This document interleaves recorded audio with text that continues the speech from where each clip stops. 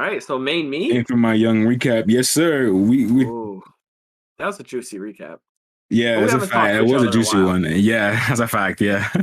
I mean, we've talked to each other, but for the listeners, not about anime and shit though. Like we've spoken, but like not about anything we've been watching or anything like that. So for y'all listening on the podcast, me and Sam speak regularly.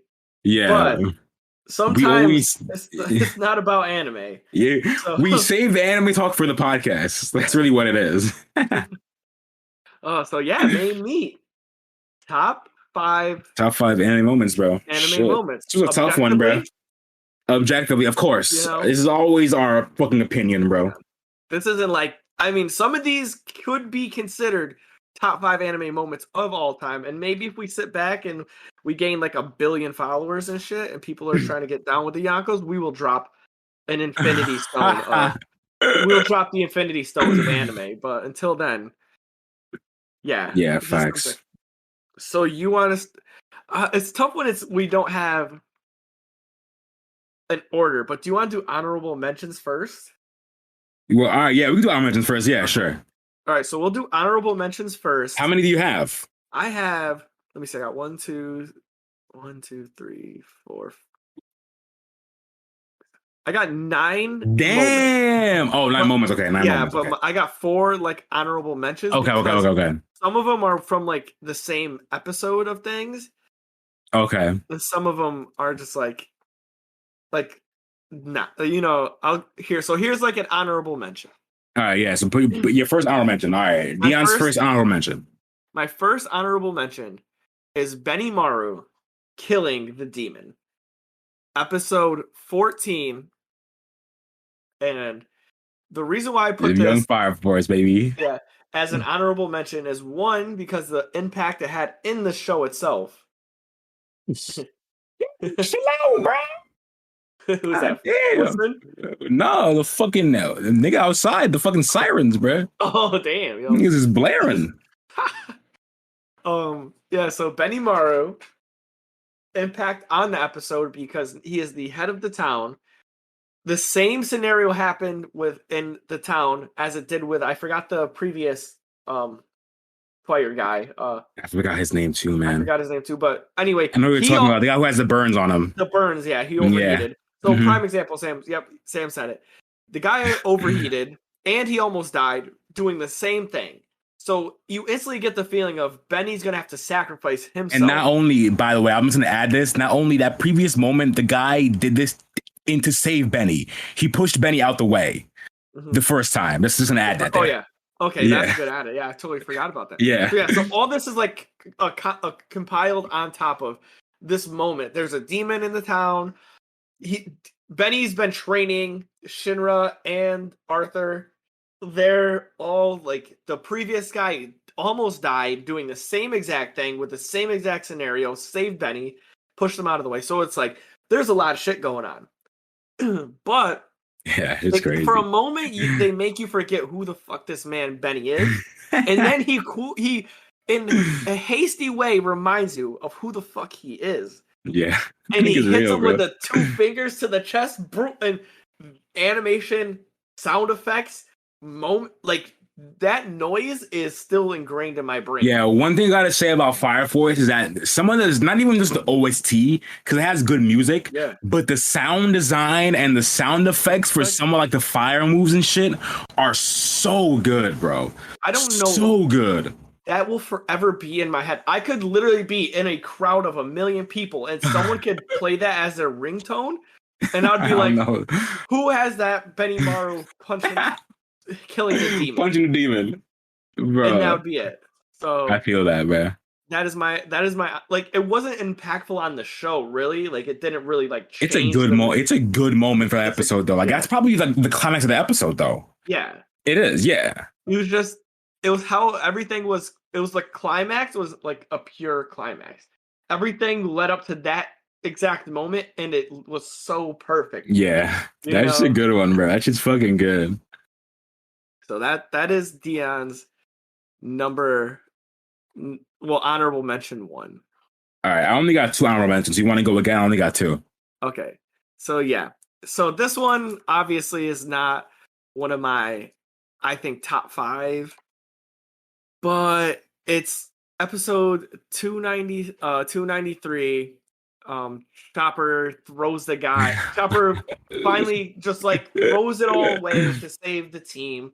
And for those who don't know or watch One Piece, so Chopper's a doctor of the Straw Hats. So me and Sam have this conversation all the time, which I think they did Oda did a good job, but however he wanted to construct them. Chopper really can't be a 2 or a 3 because if he dies, the team dies. Like this in like war, your team, your war doctor can't die because then your team dies. It doesn't. If you played any RPG, any JRPG, any fucking video game ever, you don't put the fucking healer in the front lines, bro. Yeah, you just don't. you put him behind some strong niggas, bro. Because if that nigga goes down, you're down and out. You're down bad. Yeah, like literally. So this was like the last, like honestly, this was the last moment. I've seen so many like TikToks, anime things, conversation about this. This really was the last moment where Chopper did go from like S tier, and he stopped being S tier, and I take that wholeheartedly. He's a good Straw Hat, but he's not in the top 3 at this point. When he went 8-2 Rumble Balls, he threw it all away because the guy was killing him. He knew that he had the keys to save Zoro and Sanji. To his knowledge, he thought he had to save them. He thought he had to save Luffy because he's like, he's going to die. He wanted to save Robin because he's like, if Robin doesn't see me there, she's not going to want to live. Like, all this shit kept happening. And he's like, I'm going to sacrifice myself for my team. And that's like a big ask of a little 5-year-old range. Like, nigga, he's like 12. Yeah, he's like, he might be like, he might legit be 10 during that time, maybe 12 after the time scale. I'm not exactly sure. The nigga's for sure under 15, for sure. So he's a kid. So he was like Shank. I'm just putting that. He's like Shanks and Buggy's age during like the Oda thing. Like he's a young kid. Yeah, he's a young. Maybe a little older than that, but yeah, he's a young kid, bro. Yeah, for sure. And he was like, I'm gonna sacrifice myself to save my team. And this boy went straight Monster Point. First time we've seen it. First time we see Monster Point. Insane moment. Yeah, it's crazy. He looks fucking beastly too. He looks beastly. And when he throws the slashes at him and it doesn't phase him, at that point I knew, I'm like, this guy is off the charts. Whoops his ass, throws him. My favorite moment, I think, in anime history, where he grabs him and throws him into the next town. And Frankie's looking up at him as he's climbing the wall, like, is that the raccoon? Like is that? He's like, is that the reindeer? So Chopper, Chopper just changed that whole scene, and you get to see a glimpse in like Chopper's loyalty to the Straw Hats, and to me, like being now under the lens of content creator and understanding these things, that was really the last time you saw Chopper go be an S tier. Like at that moment, he was right under Sanji and Zoro. Yeah. And that was it. Yeah. During that time, Monster Point was up there. If he was to ever go Monster Point. But that's the thing, we didn't see him go Monster Point after that, I don't think, right? No, he did. He did go Monster Point after that. After the time skip, he went Monster Point. Oh, that's after the time skip though. Yeah. But I mean like that's the only time like pre-time skip we see him go Monster Point only once. That was pretty close to it though, right? Because then it went Thriller Bark. Yeah, Thriller Bark. It's 2 arcs, Thriller Bark and then Shibodi. So yeah, it's pretty close, but it's still 2 arcs after that we don't see him use it. So I don't think he uses it. I don't think he does it in Thriller Bark, and then Shibodi, I don't think it does either. No, so that was the first time we. Yeah, so that's the first time. Yeah, and then after time skip, he did do it, but obviously everyone's stronger. So like, his Monster Point is like, I guess it might be stronger, but his thing was more like he's able to control it now. Yeah. So it didn't really get stronger. There's just this, so that's the thing, like yeah, so it makes sense. Yeah, so at that point it was like the last time you see him become be really like top tier. Yeah, that's true. And then now it's like he has a rightful place as being a strong individual. Yeah, but he's not gonna be out here throwing good hands with the 1s and 2s of the pirate world, he's still definitely in the lower half of the Straw Hats, but that don't mean he's not strong though. Yeah, is there any doctor that goes to? No, right? I don't even think there's a doctor. There is, but I don't know if you know he's a doctor yet. Should I spoil it for you? It's not that important. It's not that important. Save it for not us. Save it for not us. Okay. Save it for not the podcast. Because I feel like that, if you said you're going to spoil it, I would love to hear it. It's a spoiler because they obviously they didn't reveal it. Like, they didn't reveal it to, and I think actually maybe they did. I don't remember exactly where the anime is. But like, there is a really strong number 2 who's a doctor also. So it's not Riley, right? No, it's not really. Okay, so he's yeah. So never mind. Then no, we don't know. Yeah. Okay. Yeah. Maybe you guys don't. Yeah. Yeah. But yeah, there is one. There's only one I can think of though. Only one that I can think of. Do we count Law as being the strong doctor? No, that's not the one I'm thinking of. But I guess so. Yeah. Law's a surgeon. So yeah, he's a doctor. So you could still call him a strong doctor. Yeah. So he's the other one, probably. Like he would be like the exception to the rule, but he's like a captain. He's a captain. But like the rest of the team also are kind of like doctors too, right? They're like his whole crew are doctors. Yeah, every single one of them is a doctor. So yeah, he just doesn't count. Okay. So yeah, that's my honorable mention. All right, yeah. So 293. That's a pretty good one. That's a really good episode too. Really good arc, by the way. The arc is fucking amazing. Fire. So yeah. All right, so Deion gave it 2 of his honorable mentions. I only have 2, so I'll give one of mine right now. And my first honorable mention is from Hunter x Hunter, Togashi's second project after the goated Yu Hakusho, of course. Togashi's second project, Hunter x Hunter, and it's the moment late on in the series when our boy Yonkos sacrifices everything to beat Pito, bruh. That shit, man. This is one of the craziest. The reason why I really like this moment is because this was the moment that made me realize how should I frame it? The kind of like the template of story that Hunter x Hunter was. Yeah. So normally you would think Hunter x Hunter is a regular hero's journey, you know, Gon sets off to find his dad, he gets stronger to be a hero, whatever. Yeah. So he's gradually getting more righteous and good as he's going on, you know, as a regular hero's journey. But what this moment shows you is that it's a reverse hero's journey. So like, it's not somebody like going on an adventure, becoming a better person for themselves. It's actually the opposite. It's someone whose journey infinitely corrupts them and makes them a worse person.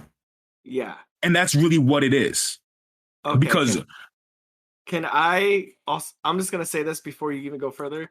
Yeah. That I'm going to just throw this. That was in my top 5. Yeah, I knew it. It's so good. So we can talk about it too. Both of us talk about it. Yeah. So just talk about that shit, bro. Yeah. So yeah. So you want to reserve comment until you talk about it actually and during your 5? I'll just do it now since you're speaking about it. Okay, yeah.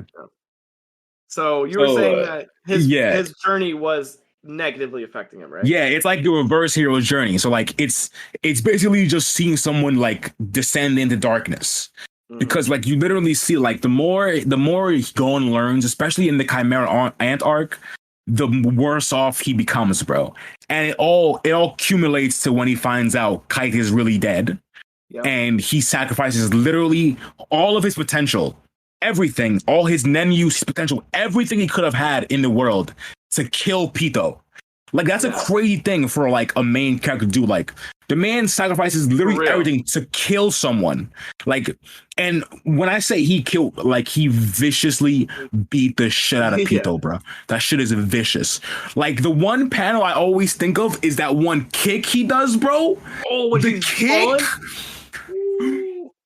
Yo, the kick around his foot. Yeah, the kick is different, and when Pito cuts his arm off and then he beats her with his own arm. Yeah. That was different. Yeah. Different, bro. That goes back to what we were saying before about you don't get to see heroes do evil shit. That's some fucking vicious shit, bro.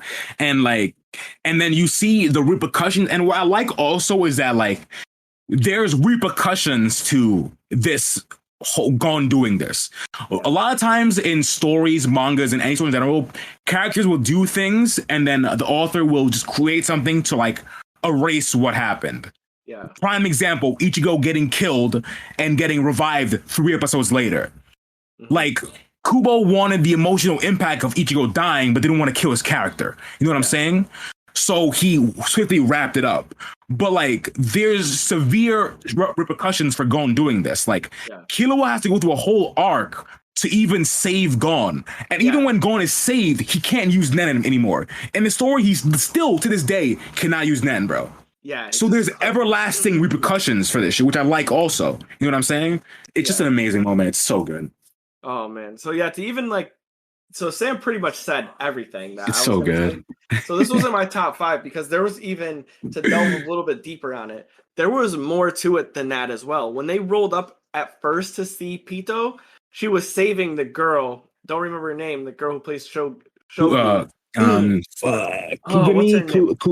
like that. Yeah, I can't remember. Either way, Miriam's like friend, who he felt was on par with his intellect. Yeah, mentally, but I kind of fell in love with her too, which was like weird, but not weird, because he was still like a young boy, but he was a prince. He was just born, so like he didn't even know how to deal with emotions. He just know that he didn't care for anyone but this girl. Yeah. So he didn't know he couldn't even call it love. Yeah. He just knew that he cared for her.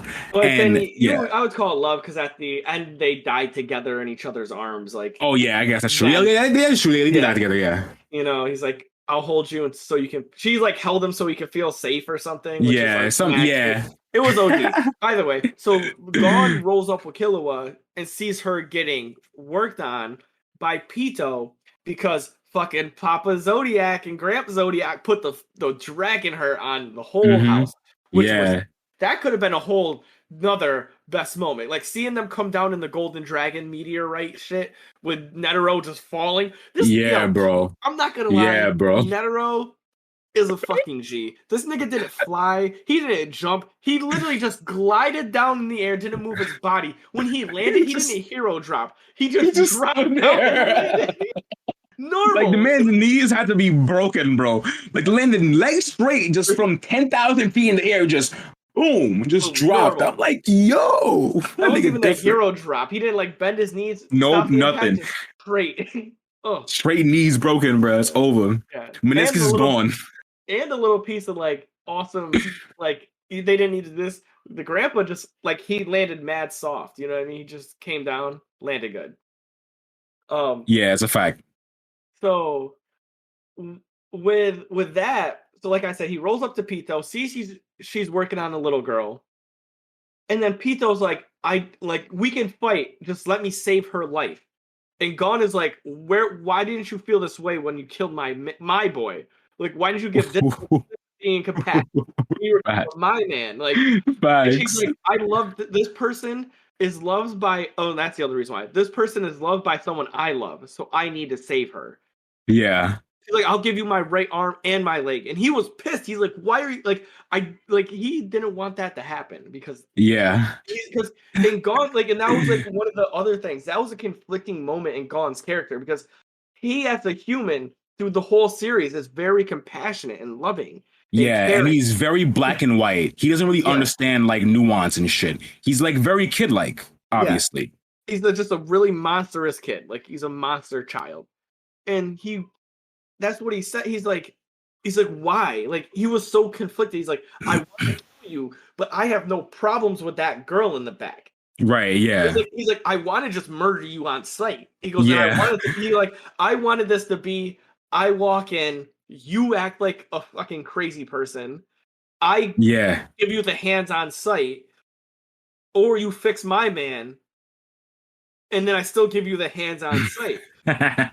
But he didn't get that closure, and he didn't want to hurt her while she was fixing someone. So he sat his ass right there. Yeah, and it's it's a really cold, like, like I won't say panel, but like screenshot of like him sitting there with his arm, and he just his face, and he's just looking at this bitch like, I'm about to fucking beat this. I'm about to kill you. I am, and then he transforms, and that was the thing where Pito was like, I am done. I'm like, Pito's before this is weirdly enough, like her like aura just like scares people, makes them sick, made the guy lose all his hair, Yeah. die. Yeah. And she was so shook by Gon. She's like, she just knew she was gonna die. She's like, there's nothing I can do. I have to get him as far away from the king as possible. Yeah. And like Sam said, then it goes into Gon just like savagely just murdering her. Yeah, like it's really fucking savage, bro. Like he really beats the shit out of her. It's crazy. But that was why that was in my top 5, because it was like you said, a moment where the main character, his story doesn't go to his like heroic victory. It was he regressed. And he was like, is this where Gon's gonna go? Like, they didn't even, like you said, they didn't wrap it up to a different thing. It really made you feel, and still for a long time, it's like Gon is never coming back from this. Yeah. Like, it made you really sit back and think, please don't do this. Please. Yeah. And then you see him transform and you're like, and it's not that type of feeling you would get from a normal anime, right? Where you're like, oh my God, he's doing it. Like, oh yes. Yeah. Like, the transformation, you don't feel good about transformation. When you see it, you don't feel good. You're like, I can't believe you did this, bro. Like, it's not a good feeling when he does this. Like, it's not. Yeah. Oh God. And you got that feeling, like, please don't do it, Gon. Please don't. He's doing it. Please don't. Yeah. Please stop. Just stop. It's not worth it. And then he just does it, bro. And then just like, fuck. But that transformation was sick, though. He does look cool, bro. He looks cool, but like the context behind it and what he has to give up to achieve that is because what you think is like he sacrificed all potential to summon it now. So who knows? Like Gon, if he trained for years later, you know, that could have been him in the future. Yeah, you know what I'm saying? That really could have been him, but. He decided to take it now, and obviously the repercussions have to happen, and he has to deal with that shit. It's crazy. Oh, man. Smacked up some Chimera ants, so. Yeah, boy. God. That shit, very good. Very good. Very good. All right, so what was your next one? That was my honorable mention, so you gotta go now. That was my honorable mention. I cut. You have 2, right? Yeah, I have 2, yeah. 2. All right, so for everyone who was watching, that was episode 131, Anger and Light. For Hunter x Hunter. So if you want to go check that episode or find it, you can check that one out. You get a second one because I jumped in because you want to just go because you have 4 left. You have 2 left, right? You want to go back and forth? So you do one now, then I'll go after, then you go after, and we just done?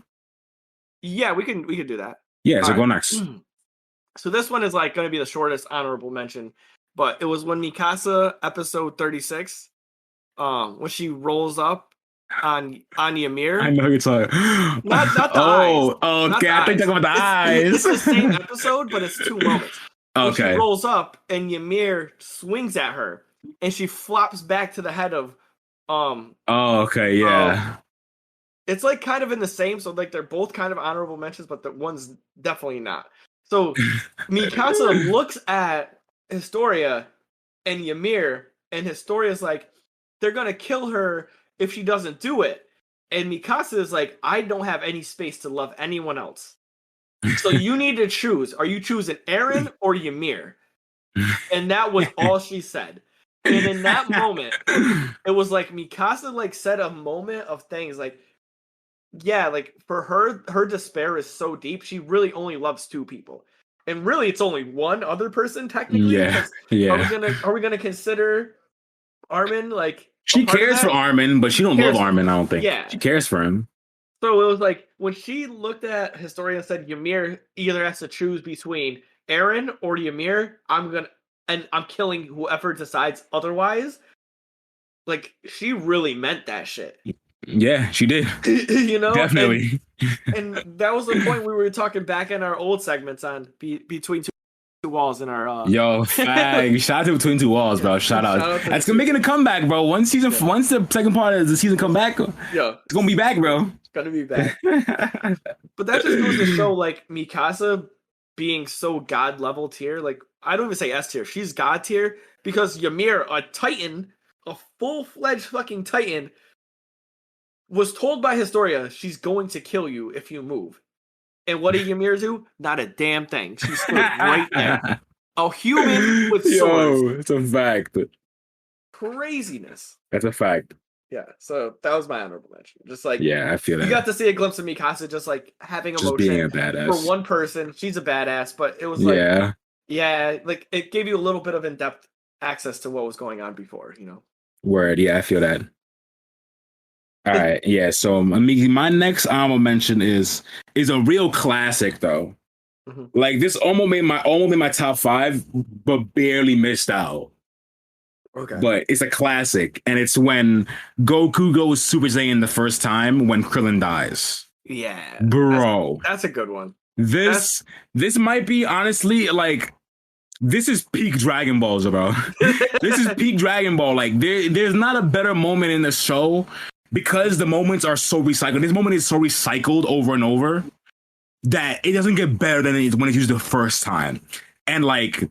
It's just like you have the angle of Goku standing there, the flickering of his hair and shit. You don't know what's going on, bro. Yeah. And then him just going Super Saiyan after his best friend died, bro. It's so good. It's such a good moment, bro. And Krillin was literally such a like since he don't watch it or like maybe they haven't even known this. Dragon Ball, no one talks about Dragon Ball. They only talk about Dragon Ball Z. Yeah. This nigga Krillin trained with Goku as children. Since they were kids. Exactly. Yeah. They were young kids, bro. So like that's really his best friend, bro. Yeah. And he saw his best friend get exploded by some crazy alien. Just get fucking exploded. Just right. That shit. So yeah, that's definitely an honorable mention for me because that moment, I still, if I watch that moment to this day, I still get goosebumps to this day, bro. If I watch that shit to this day, I'm telling you, bro, that shit is good. Yeah, that shit is good. All right, yeah, that's my last honorable mention. That's my last one. All right. So my next honorable, my next thing. So I'm sure this is on yours, but this is probably on mine as well. I'm going to start with Robin, who wants to be saved. I want to live. I want to live. Oh, it's on mine. You can talk about it. I'm going to reserve comment. Okay, this is for you. Got this on yours? Yeah, of course, bro. Right. Of course. So I'm gonna save that then. I feel like we'll talk about it at the same time. All right. How about man? That shit good. Is Rock Lee dropping the weights? Nah, it's not on mine. No, it's not. It's a good moment though. It's not on mine though. So, as a Naruto Shippuden fan, it was pre like everyone's juiced up. So like this is just raw Naruto. This is tuning exams. This is where early. And this is why I think this moment is so impactful because after a certain point, it got Dragon Ball Z style where Naruto's coming through with fucking Rasengans. Sasuke calling down summoning lightning dragons and shit. But at this time, it was like these kids are like skilled ass ninja, but they're still not Kakashi. Yeah. Even fifth Hokage level. You know what I mean? Like the fifth Hokage was nice, but Orochimaru's still clapping everybody. Facts. So Rock Lee, iconic moment, episode 48. He's fighting Gaara, who Gaara is the sand villain. Like I ain't gonna say sand ninja. This motherfucker is right now. He's just a villain. He's just a villain right now. He's just a bad guy. Like he's literally one dimension right now. Later on, Gaara becomes like one of the best characters in the fucking show. Later on, which is crazy to think to see how he started and how he ends up. Like Gaara's an amazing character, but in the beginning, the nigga's one note evil villain. Like I'm just gonna murder you for no reason. Like that's just what he is. Straight up. Yeah. So the thing is. This is Gaara. Gaara is hands down, I'm going to say the strongest at the tournament. Like, no question. He's pretty much the villain of that arc. I might say Sasuke might be near him, but I would put Gaara above him at that point. Yeah. Sasuke probably the closest, though. Sasuke would be... Or Neji. Yeah, one of those two. Prime example. So this boy Rock Lee's on Neji's team. So Rock Lee is not technically as strong because he can't use ninjutsu or genjutsu. All he can use is taijutsu. And you hear about this, and he pieces up fucking Sasuke in the waiting room. And Sasuke at this point, so like now like Sam just said, he was maybe number 2 at this point. Sasuke. Yeah. Sasuke thought he was real deal Holyfield out here in these streets. Yeah. But he got clipped Yeah. Bad by He was not ready for by Rock Lee, bro. Rock Lee caught by surprise. He was not ready. Yeah, he got fucking smoked. Yeah. So at this thing, everyone, the Sand Village, everybody's like, Gaara's clipping this boy, hands down, no question. Gaara even has like an OP power. Like at this point, like people don't really have OP Oh yeah, powers. the sand He has like shield. perfect sand defense. His sand is like offensive. He's just literally killing people. Like no questions, easy clips. Mr. Might Guy, the GOAT himself, looks at Rock Lee, says, "It's okay." And he goes, "You can do it." Rock Lee knew instantly, like, what he's talking about. He goes, "Right now, sensei, like, I can." This boy pulls off his ankle weights. Everyone looks at him, says, "What are going to take a couple pounds of ankle weights off your legs going to do in a fight against a monster?" This boy stands up, and as a fitness person, this is the other thing. As a fitness person, it is difficult as hell to put your arm straight out to your side and hold weight. Yeah. Yeah, one thing about the body in general is holding things. When you hold things farther away from your body, it's always harder. Always, no matter what it is. So think about that. That's a little piece of things that other people might not have noticed. This man was strong enough to hold these weights, right? Outside, because you'll find out why. He drops them joints, bang. Hits the ground, causing an earthquake. Yeah, bro. Shocks everyone in the whole room. Then he proceeds to whoop this man's Gaara's ass crazy bad. Crazy. Hands unbelievable. Yeah. And that put Gaara, that humbled his ass. That actually might have changed the path of Gaara. It did, right? That humbled his ass for the remainder of this series. Yeah, because he took everybody more seriously. Like he was no bullshit after that, bro. Yeah. He was no bullshit even more. Remember when he was training that dude who fought against him in Shippuden with the owl feather stuff? Yeah. And he's like, "Well, a kid in Leaf Village proved to me that you don't need all these special powers to be a great ninja." And he goes, "Oh, who? Naruto?" He goes, "No." And then he had the flash black. Yeah, bro. He had the flash black Air Force One activity. He had the flashback of fucking Rock Lee whooping his ass. Rock Lee going crazy on him. Hell yeah. You know how bad you have to get your ass whooped to get humbled for multiple arcs and then become a good guy? Like, you know what I'm saying? Facts. So that was mine.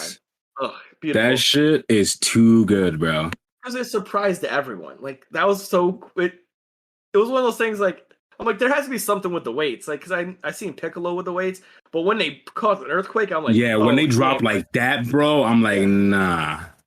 That was truly different. Man. That was truly different. Yeah, for real. Like this, he's not playing. Yeah, that's a good moment though. That's a highlight of the beginning of Naruto for sure. Like that's a moment everybody in Naruto loves, bro. Yeah, every single person loves it. Even motherfuckers who just watch Naruto casually, who was dating some nigga. Some shorty was dating some nigga who liked Naruto. She watched with him randomly. Yeah. Even she liked that moment. Even she likes it. You know what I'm saying? Like everybody likes that shit, bro. Mm-hmm. That shit's just too fire. That's so real. Oh shit! All right, damn. Let me see my first one. All right, yeah. So my first one in my top 5 is. Well, obviously we're not giving no order, so it's not like number 5. This is just one of my top 5. It's from iShield 21, the golden football anime, and it's when my man Senna reveals his identity, and it's the first time when they're doing the death march, and he steps out and he tells the team that he's iShield now. Man, that shit still gives me goosebumps to this day, bro. Yeah. I'm telling you, that shit is just so good because Senna's whole arc up until then is that he didn't want to be himself. You know what I'm saying? Like he has serious self-esteem issues, you know what I'm saying? And that's why that's the reason why he was able to be good as iShield, because he was putting on this fake persona. So he wasn't being himself. So he didn't have to think about himself being good. You know what I mean? He gave on a fake persona, but by telling his team that, nah, I'm not just the water boy. I'm actually the ace of this team. By him saying that, he's coming to his own and really like showing that he's grown in his self-esteem. It's so good.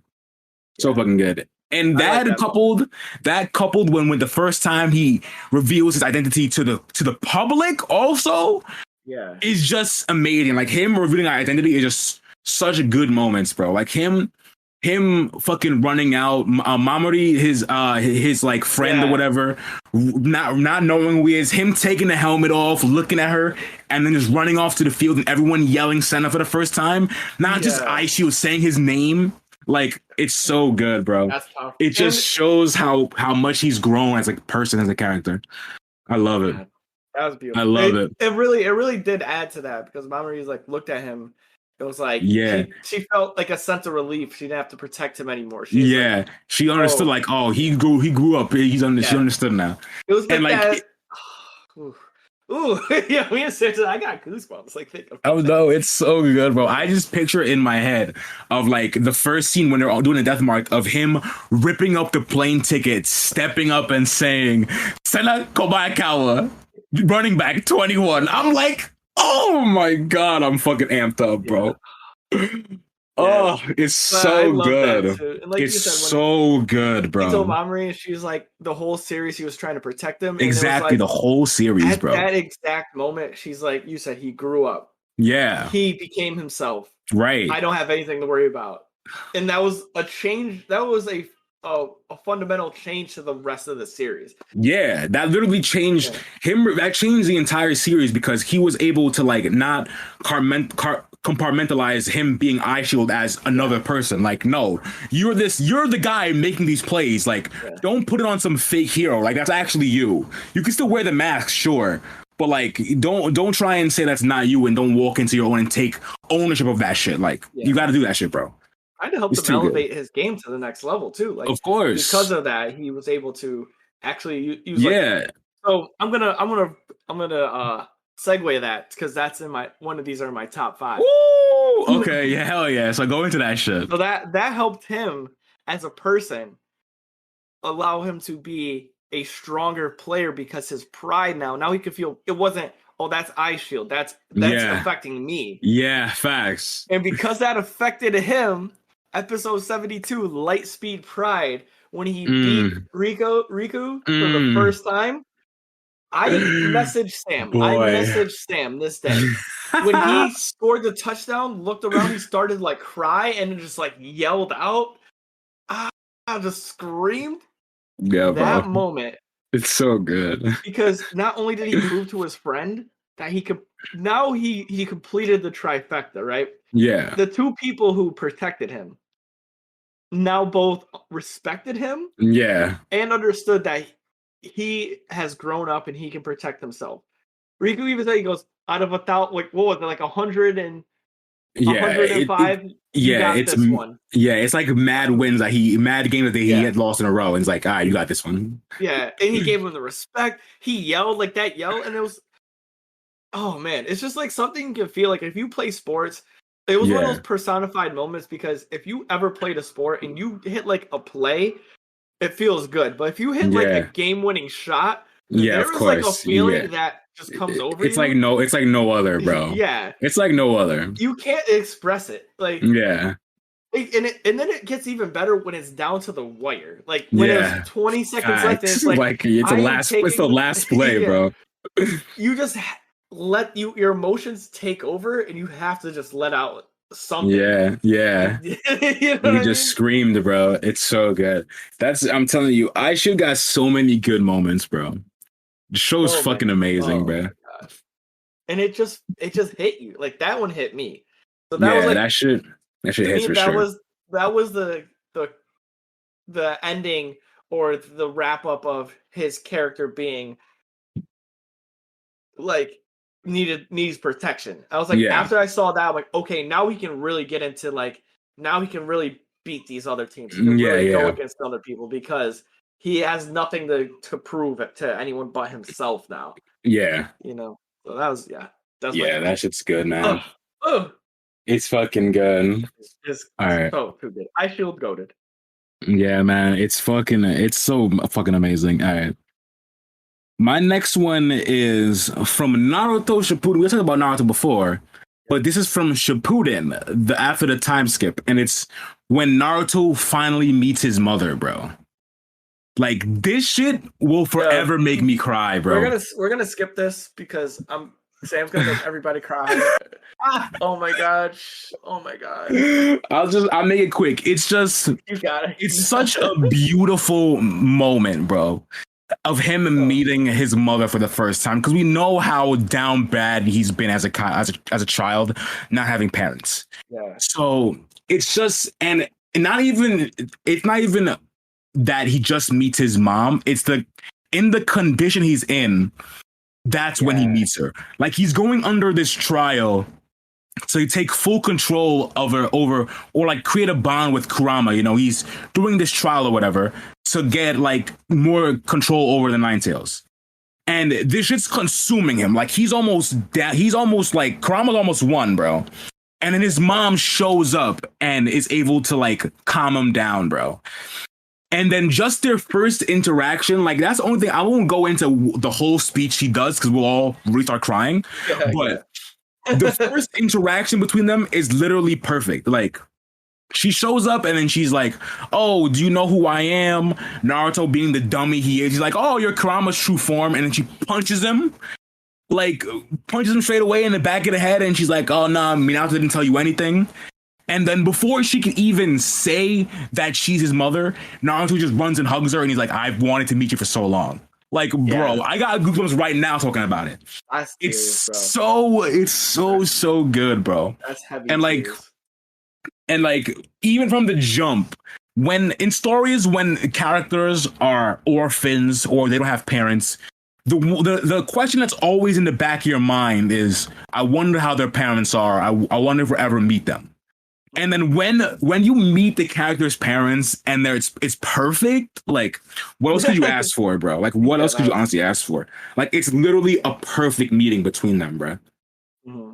Perfect. And I think the other thing too, like on that, what Sam was saying, is really Naruto's mom didn't get really any screen time. Like, you knew about Minato, you understand he's a Yellow Flash, you understand how badass he is. So like Naruto got flooded. He like kind of knew his dad. But didn't know his dad. I mean, like, didn't know him, but he knew who of him, but didn't know him. Yeah, he knew of him. And like you said, that was a moment where he didn't know his mom right away. Yeah, until she gave him that like hit. Yeah, and he's like, it connected. Yeah, he realized that that's a mother. Like, a mother don't gonna hit me that way. Yeah, and that was one of those things. Like, that was pure. You didn't. Yeah, bro. Even us as an audience, we didn't get any real information about Naruto. Yeah. And then we saw that, and it's like, that's the first we're gonna get hit with. Like, it was like we met her for the first time as well. It was legit. That's literally like, everybody met her for the first time, including Naruto and us. Oh man. Yeah, I did serious. I didn't. It didn't hurt my soul when he's like, I made sure to like brush my teeth, and he was like going through the thing, like telling her about like the things he made sure he did for her. I was like, bro, can you just stop? Because like I can't watch this anymore. I'm gonna cry. It's painful, bro. Yeah. I fucking tear up every time. Like, I watched it earlier today and I teared up. You know what I'm saying? Like, I watched it earlier today because I wanted to like get in my list ready, and I literally teared up again because it's just beautiful. That's heartbreaking. Wow. Yeah, bro. It's too good. Yeah, you know what? I didn't even have that in my moments, and that's probably why, because I didn't want to make I feel that. Ooh. All right. So you want my number 4, I guess? Yeah. So this not number 4, but your fourth pick. Fourth pick. So this one is pure insane, like insanity. And it was I'm just gonna say it, episode 31 of Attack on Titan. Oh fuck. Sam already knows. Oh fuck. So Warrior. It's not on my list, but this is a good one, man. So Warrior, like, it was gonna be in my honorable mention, but then it was like, it's just actually too good. Because until I watched it a second time, the first time I watched this, I did not know that Bertolt and Reiner were fucking the spies. Really? No, when my first time watching it, I literally thought that it was just Annie. And she was like leaking shit. And then when they're like, are we going to do this now, Reiner? Yeah. And I'm like, no. No way. No fucking way is this going up. And then Mikasa came through, and once again, like I said, it was just like a accumulation of moments. Mikasa rolls through with the knives, just on sight, tried to kill them off the rip. Ready. Before anyone could act. I'm like, wow, Mikasa's different. And then she's ready always. She was always ready. And it was just like the looks and the eyes and the setting and the scene, and like Reiner, like, I'm tired of faking this.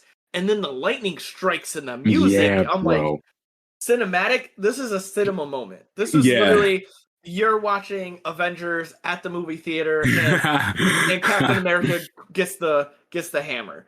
That is literally how that felt to me. And I felt like if I was in a room full of 20 people, it would have erupted. Because I was like, holy shit.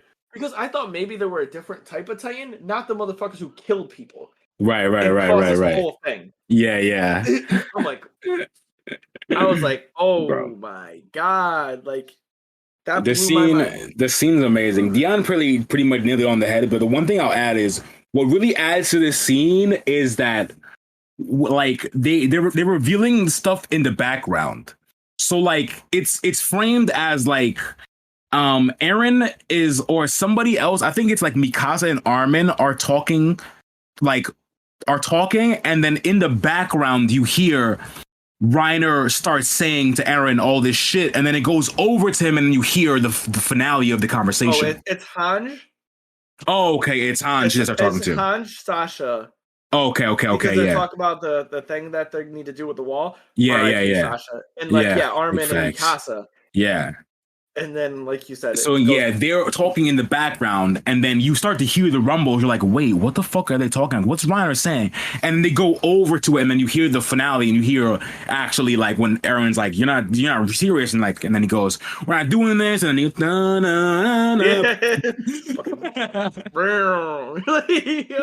shit is too good. Yeah, that's a moment right there, bro. That one almost made my honorable mentions too. I didn't want to have too many. I didn't know you were gonna have 4. I would have put that on my honorable mentions. I only wanted to keep it at 2. I couldn't help but not put because I'm like, if we're gonna do this, like, I gotta give all the ones that I thought were impactful. Like, we're not gonna do this again. So yeah, I feel you. That shit's weak. All right, yeah. So let me get my next one. My next one, since out of my next 3, I have 2 One Piece moments. Yeah. So I don't want to do 2 One Piece back to back. So I'm gonna do One Piece one now, and it's the Rob and I Want to Live, obviously. Okay. Rob and I Want to Live, bro. Do you want to save that to the end? Because I have that one. Yeah, so we'll save it to the last one. Yeah. All right. Yeah. So I'll do my other One Piece one, and my other One Piece one is when Luffy punches a celestial dragon in Fishman Island in Shibori Archipelago. Actually, that moment is why I would have so many honorable mentions, because I forgot that happened, and I love that scene, bro. When I tell you this is one of the coldest scenes Luffy done in the whole story. The story is 1,026 chapters long. That's one of the coldest things Luffy's done in the entire story. Is punching that celestial dragon because of what it means to hit somebody like that. Mm-hmm. So context for this moment is there are these people who are the rulers of the world, basically the rulers. They're like the head of the world government. They're the celestial dragons. So basically the celestial dragons are like people who are descended from the original families who founded the world government. So they're like the top authority. So you can't cross them at all. Whatever they say goes. If you have a friend and they want to make your friend a slave, too bad. Sorry, your friend's a slave now. Like, that's how much power and influence they have in the world. That's how much it is. So they're at this auction, and one of Luffy's friends is getting auctioned away. Kami, she got captured. She's getting auctioned off. So they're in the auction house. Stuff happens, and their other fishman friend, Hachi, gets exposed as a fishman. Obviously, fishmen are looked down upon in this world because they're thought of as lowly beings or whatever. So people are freaking out because there's a fishman in the auction house.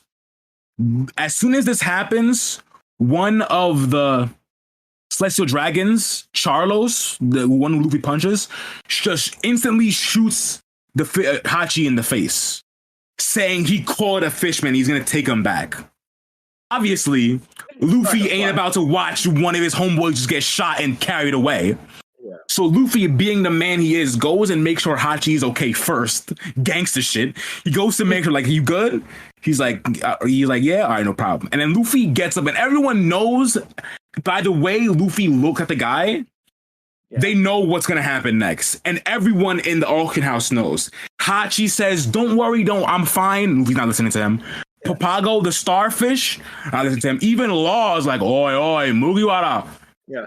Everyone knows what's gonna happen. Even kids like, is this guy serious? He said that. As Luffy's walking up the aisle towards this guy, casual, just walking up mad slow.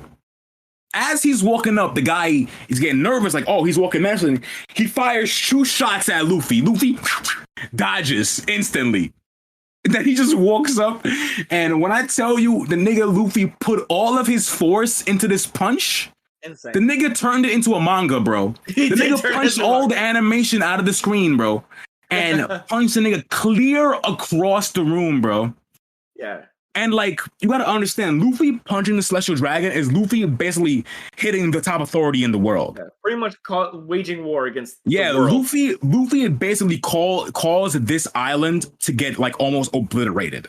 Because by him punching a Celestial Dragon, it caused a Buster Call to get called, or the Admirals to get called to the island. And now all hell is breaking loose. Marines are here and everything. So it just causes a whole ruckus. But obviously, like I said, it shows Luffy's character because he doesn't give a fuck about all that, bro. Yeah. He don't give a single fuck about any of that. Only thing that matters is you disrespected his friend and you're going to pay for that. That's all that matters. And whatever happened after, we'll deal with it when it comes. We'll cross the bridge when we get there. That's literally what it is, bro. You know what I loved about that too? Oh my God, it's so good. Is pre to that, like, this is also another great moment. But when Zoro, same guy, when Zoro, he shot at Zoro because he's like, hey, which way are we going? And the guy just pulls a gun out of it. Zoro pulls the sword because Zoro doesn't even know who this guy is. So Zoro just thinks he's some random guy. So Zoro's going to cut the nigga down. Yeah. Zoro instantly, he was like, it was one of the coolest scenes too. He dodges the bullet and it's like, you see his eyes and he just unsheets it and then Bonnie stops him. Yeah. Thank God. And you're like, wow, he's gonna. But then you like fast forward and you're like, okay, now Luffy did it. So and all the worst generation pirates are sitting there watching him do it. Like, yo, you know what you're doing. And exactly. Like, Luffy doesn't care. He doesn't say anything. He doesn't say a word. He literally just walks up. Everyone's saying, whoa, what are you doing? Luffy doesn't say anything. He just walks up to the guy and punches him square in his jaw and punches him across the room, bro. Like, it's such an impactful moment. And it really shows Luffy's character, Rico, because it just shows that, like, when you fuck with Luffy's friends, bro, it don't matter what kind of repercussions may happen to him. Yeah, he's going to give you what you deserve, bro. He's going to give you what you deserve. It's crazy. It's too good, bro. 10 out of 10. One Piece, that's why. I mean, a lot of mine were from One Piece, too. Like, bro, I was like so many years ago. I had to actively pull moments out from One Piece because my top 5 would have been all One Piece. Yeah, they would have. Like, it literally would have been all One Piece and maybe one Eye Shield, one Cowboy Bebop. Yeah. That's literally it. It would have been 3 One Piece ones. Mine's like Brook's backstory, great moment. Like, yeah, like, bro, like, oh my God. All right, so I'll give my last one, then I'll give you. This is my like last one before we talk about our fifth one. Yeah. So it's honestly my favorite thing was Haikyuu. Hinata's Conqueror's Haki on what's his face? What is it?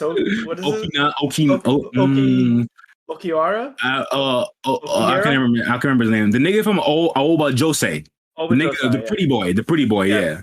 When this is when he first, like we were talking about before, I'm like, he learns how to play volleyball.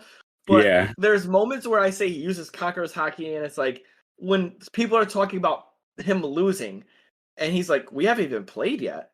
Right. Like, you know, but this was one where Mans was talking shit to Kageyama.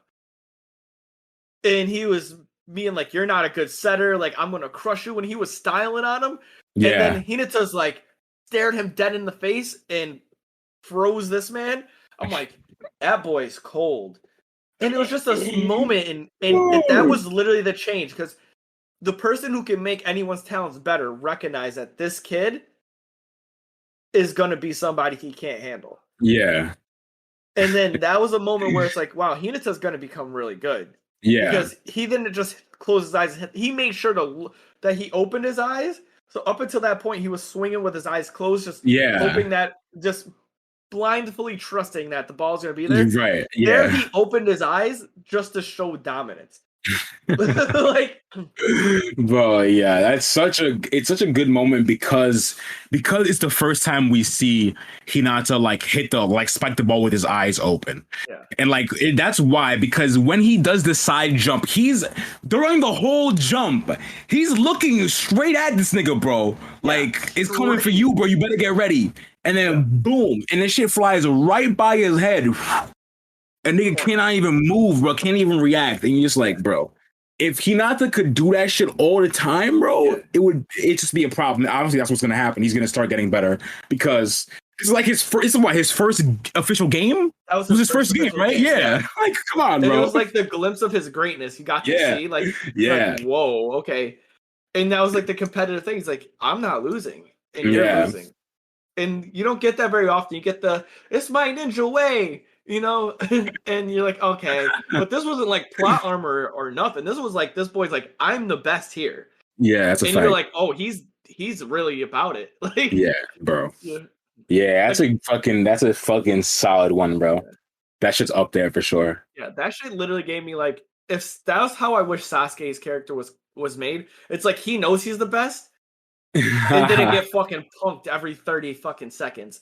Like not every other episode gets saved by Naruto. You know what I mean? Yeah, I feel that. It'd be like that though. It'd definitely be like that. All right. So this is my last one before our joint One Piece one. And it's from a Cowboy Bebop. A goated anime. Fucking goated. I'm gonna pass this on sale. Sam's definitely about to kill this shit. Goated. I'm not. I don't want to. This moment, I call it the bang moment, and like I'm not gonna say too much about it because it's literally the finale of the show. I don't want to give away the finale because the show is fucking amazing. Like everyone should watch Cowboy Bebop. Yes. So I'm not gonna give the full context, but it's just a moment where you know a character is not gonna make it back alive. You know what I'm saying? Things transpired and caused the main character Spike to go take on these people by himself. And you know he's not going to make it back just by the way he's acting, you know? And then he goes off and he handles all his business, beats the bad guy. And in his final death, he's walking out to fight more people. You know what I'm saying? He's still going at it. He's walking out. He's on his last legs. He just points his finger guns at them, goes bang. And then he just passes away. He dies. And then it's just, oh, man, I don't want to give the full context, but it's just a moment where, like, you know that the man is not going to make it back. And a lot of the stuff he says before this, it just makes it a beautiful moment because he says, one of the other main characters accuses him of going off to die, but he doesn't. He says, "Nah, I'm not going off to die. I'm going to see if I'm really still alive," which is like an amazing line. So because he like, again, I can't give all the context, but he lost something really precious to him earlier on. So he's going to this, like, his eventual end just to see if he can feel something again. You know what I'm saying? And there's something really powerful about that. I don't know, man. I love it. Watch Cowboy Bebop. I can't say more than that. Watch the shit, bro. It's so good. I gotta watch Cowboy Bebop again. I haven't watched it in so long. Me either, bro. It might be time for me to do I usually do a rewatch like every year, but I didn't do one last year, so I might have to do one again. This might be I might rewatch that one too. So good. Nigga, the bang, just bang. And the music just dies. Oh, man. It's so good. All right, man. So this is it. This is it. I knew you would probably have this on yours because I was like, this is honestly I don't know. There's something about this one. This is literally if I was to make an objective best top 5 list, this is on it. I don't care what anybody says. This is one of the best moments in anime, period.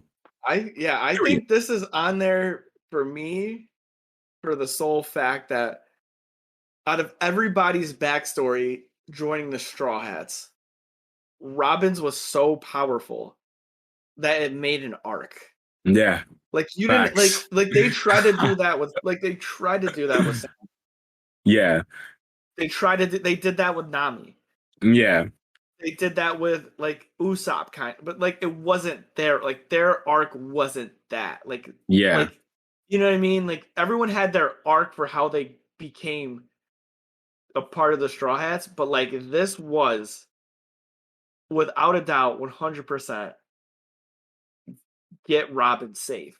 It wasn't just like I want Usopp, but there's like a bad guy on the island. This wasn't like I want Chopper, but there's a bad guy on the island. This was like we need Robin. Like she is the bad guy technically. Yeah, bruh, it's such a good moment, bro. Just to set the scene for this moment. The moment we're talking about is the moment where Robin finally reveals that she wants to live.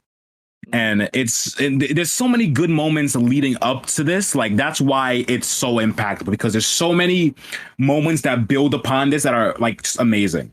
So like from moments like obviously Robin's backstory, and then things like Robin basically for like all her life choosing like not saying that she doesn't really value herself because of her past and shit, because of her being labeled as a devil child basically based on where she was born, shit like that. You know what I'm saying? She never really valued herself.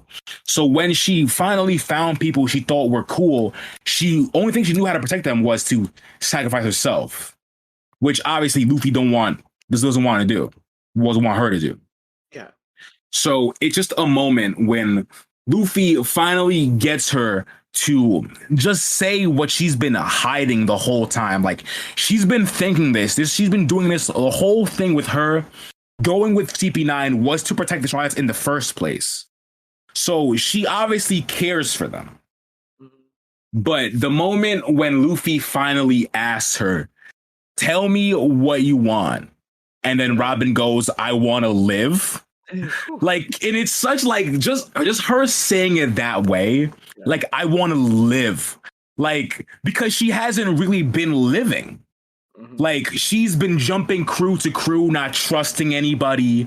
You know what I'm saying? Even we can even cite she didn't even really fully trust the Straw Hats, because if you pay attention, I don't know if you might know this, but I know anybody else knows this, but if you pay attention, when Robin joins the crew at Alabasta, she doesn't call anybody by their first name. Not even Luffy. She calls them by their position. Swordsman, navigator, doctor, long nose, cook, captain. Yeah. She don't even trust them to like say their real name. Yeah. So her finally admitting that she wants to live and saying to take me away from here is just such a beautiful moment, because it fulfills Robin's story, because Robin's backstory ends with her one friend, Saul, telling her that eventually she'll find friends who can protect her and will love her. And this is the moment. Yeah. And it's just it's so powerful. That's her, like, it's just her fulfilling, just her being fulfilled for the first time, bro. Finding her family and then saying she wants to live. Like, it's so good. Yeah, I can't really even say anything more. It's fucking amazing. Just like, so many moments lead up to this shit. Luffy declaring war, Usopp shooting the flag down. Like that was a big part of it too, right? Yeah. Say like they're gonna keep coming after you. Like I don't give a fuck. Doesn't give a fuck. Luffy's like, I don't care. Yeah, he's like, I'll declare war on them. We don't want your bounty. We can't turn you in because we're gonna die if we do it. Like, yeah, he doesn't care. She was like, oh, like they're the world government. Like they're too powerful. Luffy's like, I don't give a fuck. If he shoots their flag down, the declaration of war, like we want all the smoke. They all stood on the pillars. Oh my god, it's so good. Hidden moment too, because I didn't notice this until I rewatched this when I was looking up the scene, and then she also like even more became comfortable because they started trying to kill her after that shit. If Frankie blocked all the shots and said, if you're with him, I'm saving you. I was like, Frankie. And then now Frankie's not even part of the crew, but like, that's a crew moment, bro. Like, that's a crew thing to do, bro. Like, he's part of the crew already. Yeah. Like, come on. Oh, and actually, like, that further, like, solidified her feeling comfortable. Yeah, bro. You know, because he didn't even need to, he would have died. Like, she didn't even need to do that. Yeah. It's like wow. It really changes her whole character, because even fast forward to later on in the story in Zou, when Nekomamushi is telling the crew, like, oh, you know, Robin, like, you're one of the only people who can read the poneglyphs, like, crews are gonna come after you. And without even a hesitation or a second thought, she's like, that's fine, I have friends who are gonna protect me. And that's just a product of what happened in Enies Lobby. You know what I'm saying? Like, she now fully trust her friends to protect her now. Yeah. Before, when she didn't, because she gave herself up. You know what I'm saying? It's like it's just a clear domino effect of what happened in the previous arc, showing that her character indeed did change. You know what I'm saying? Yeah. It's so good. It's it's one of the best moments ever. That might be top ever. That might be subjectively top 5 moments ever. Top 5 arcs. What I'll say is that if we were to put, I don't have any of these my top 5 in a number except this one. This is my number 1 without a question.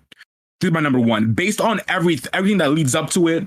The moment itself, Robin's backstory, Luffy and Usopp shooting the flag down, everything. Yeah. Like, everything leading up to it. It's my number 1 for sure. Yeah. That shit's fucking amazing. That's really in there. It's fucking amazing. Because like defining a series, like that was at that time, that technically completed the Straw Hats. I mean, still to this day, like, they're really, other than Brook, we count Brook as a Straw Hat, but his was like the easiest. Hey, you want to be on my squad? Sure. Brook is the most foreshadowed Straw Hat ever. Because even Luffy in like chapter 3, when he sets out or whatever, says he wants a musician. Yeah, and he's bringing it up every time he wants a musician. So as soon as you find out Brook's a musician, you know he's in the crew. You know what I noticed too? They like Oda's foreshadowing. I gotta go back and watch this. I'm pretty sure like every scene, someone like hit Luffy on the head when he said that, and then said like the next character. Oh, like, really? I think it's something like that. Like, it could be like we need a ship hired instead, and then Frankie comes up. Yeah, it could be. When Zoro did it with him, he's like, I want a musician. He's like, we don't even have a doctor yet. Oh, okay. Yeah, it's facts. Yeah, bro, that's a fact. We don't have a cook. Like, who's cooking this food? Like, fact, Nami. And then like Nami said that like when for like the next person, like, we don't have a doctor yet. Like, what are you talking about? That probably is fact, to be honest, because that's an Oda thing to do. That's such an Oda thing to do, bro. Yeah, such an Oda thing, just to put that shit randomly so you skip over it. Yeah, and you just like laugh, like, oh yeah, like he wants a musician. That's hilarious. Yeah, they don't have a doctor, and it's like next arc, it's the Chopper. This shit's too good, bro. Yeah, I would put this in there. It was like you said, there's so many things. It was like you got to see C9, you got to see how like corrupt the world government was. You got to see, my honorable mention. You saw the last time you saw Chopper become God S tier. You saw Sanji and Zoro team up. Like they fought. You got to see Zoro fight technically an off-brand. So once again, there was so much in this arc. I might just be a top 5 arc of all time. I think it definitely is for One Piece, top 5 for sure. Because it was at that point too in the arc series where they made a huge deal about the Predator Zonins and how much stronger they are. But Zoro went against the guy who was a giraffe. Yeah, who was like the second person in command. Yeah, so it just like changed, and it showed you like you don't have to be the specific type to make it work. Yeah, it's a fact. And like and up until then, it was like literally cookie cutter, cut and dry. Like, you're a wolf, you're strong. You're a flyer, you're strong. You're a bison, you're not that strong. Like, you're a phoenix, you're this, you're a smoker, you're a logia. Like, you're stronger than everyone else. And then like crocodile. But up until that point, like, everyone's like Devil Fruit was strong based upon the type, and then it got to there, and it's like, no, you got the soap fruit. Oh, okay. Like, that seems weak inherently, but this person's putting the work on you. Like, facts. You know. So yeah, I don't know. There was a lot of shit. Bro. There's a lot in that arc, and even more leading up to that moment. Because even the stuff with like Jabra and stuff that happens after Robin says, "I want to live." Yeah, because that's when they go fight him. But still, like even after that, there's so much. Like another moment in that arc is really good is Frankie burning the Pluton blueprints. Yeah, like that's another great moment of him destroying an ancient weapon. Like. That shit is fucking good. So there's so many moments in that arc, bro. Yo, and she cried, and that just hurts. Oh, so because seeing her cry from like in a flashback, right? And showed her crying as a little girl in like the room. Oh, don't even bring that up, bro. Yeah. When she's a little kid and she's walking away on the ice path and she's like crying, doing the fake laugh, that stop. Yeah, and then she gets in the boat. She was sad.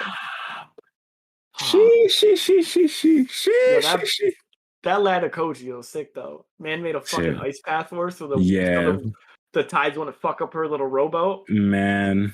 You know how fucking strong you gotta be to make a 20-mile. I think we overlooked how strong this nigga is. When he froze waves. Like, I'm sorry. He froze a whole wave around an island. But two, up until that point, he literally froze a path for her, so the waves wouldn't affect her. Crazy. That man Aokiji low-key broken. Mm-hmm. Low key. You know what I'm thinking? Did he put that shit to the floor? That would be nuts. It's possible, bro. He probably I don't know. It's possible. You never know. Cut like that nigga broken, bro. Monsters in half. Imagine if you were just riding your boat like normally, like you just get hit by an ice. He's there, bro. Like an ice beam, bro. That's it. Yeah. I'm telling you. That shit crazy. That was cold, man. No pun intended. Cold. Yeah. Oh, so that's it? Yeah, that's my 5, bro. Oh, solid list all around for sure, though. Some valid moments all around, definitely. Some strong bodies for real. It's a 5. Oh, so you know what that means, yo. This is the part of the show where we drop all our delicious handles. You know, we like to handle the fun stuff first, put the business at the end because you're here for the good content. We're not trying to take your money yet. Yeah. So if you guys or anyone who's listening wants to support the channel or follow us, you can follow us on all social media at Dosyonkos. If you want to support the podcast at all, so you can become a patron at patreon.com/Dosyonkos. $1 makes you a crewmate, so cheaper than a cup of coffee. I love saying that because that's the funniest thing ever. Except for it is, right? Because McDonald's is $1.09, so cheaper than a cup of coffee. Or for $5, you can become a captain, and that gives you some different perks in our Discord. Also gives you exclusive access to our Discord channel, the Captain's Convo, where we answer your questions directly on stream during our our monthly Captain's Convo stream that we do live on Twitch. So come hang out, have a beer with us, chill. If you want to pick up any apparel, go to www.activegamerfitness.com/shop and you can get hoodies, mugs, t-shirts, all things great. And I think that, and if you have any business inquiries, get a hold of us at dosyonkos@gmail.com. So, I mean, Twitch handles, Active Gamer Fitness. Twitch.tv/Sammy Vinsmoke. Yes, sir. Yep. And twitch.tv/ActiveGamer_fitness. Follow us there. Show some love. Sam be posted content all. You know what? You even do YouTube. So Sam, drop your YouTube handle too. YouTube.com/stylish and beautiful. I'm dropping live reactions, reviews, other game shit every week. So Yeah, man, be doing Soul Leveling reviews. So yes, sir. It is anime related. My shit's not. I'm just doing exercise. So if you ever find me, everything's branded. So Active Gamer Fitness everywhere. At your local store. Catch me.